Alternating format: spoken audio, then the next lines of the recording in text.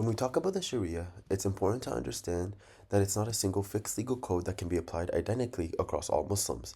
While it is grounded in divine authority coming from the Quran and the teachings of the Prophet, peace be upon him, its interpretation has always been involved in human reasoning.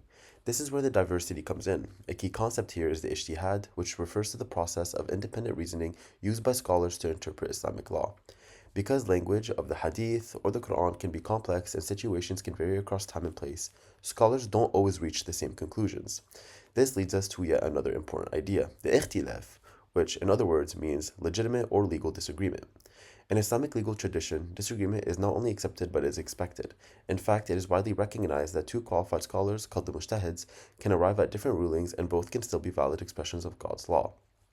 This shows that diversity is built into the system itself, and as we will see later in the presentation, we will talk about this in its institutionalization within the madhabs.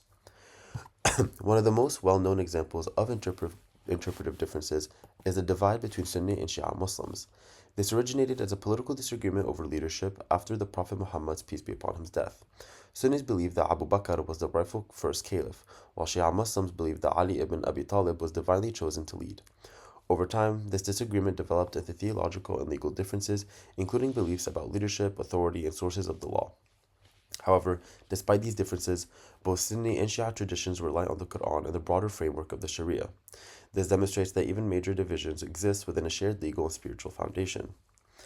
As we spoke in class, another perspective comes from the classical scholar Al-Taftazani, who was part of the Sunni Ash'ari theological tradition. He acknowledged that differences in interpretation exist, especially in matters of the ijtihad. In fact, he actually rooted for these different interpretations.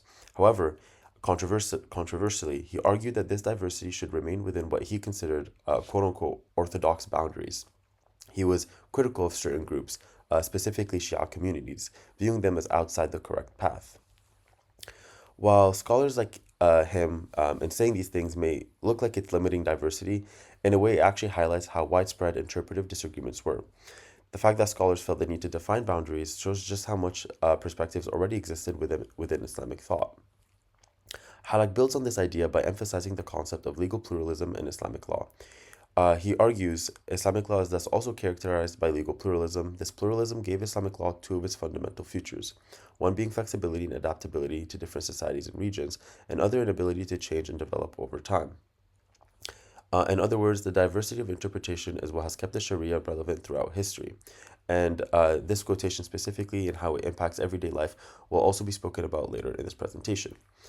Overall, the variety of interpretations within the Sharia reflects an understanding that human life is complex and cannot be reduced to a single set of rigid rules. Rather than weakening the system, this diversity has been one of its greatest strengths.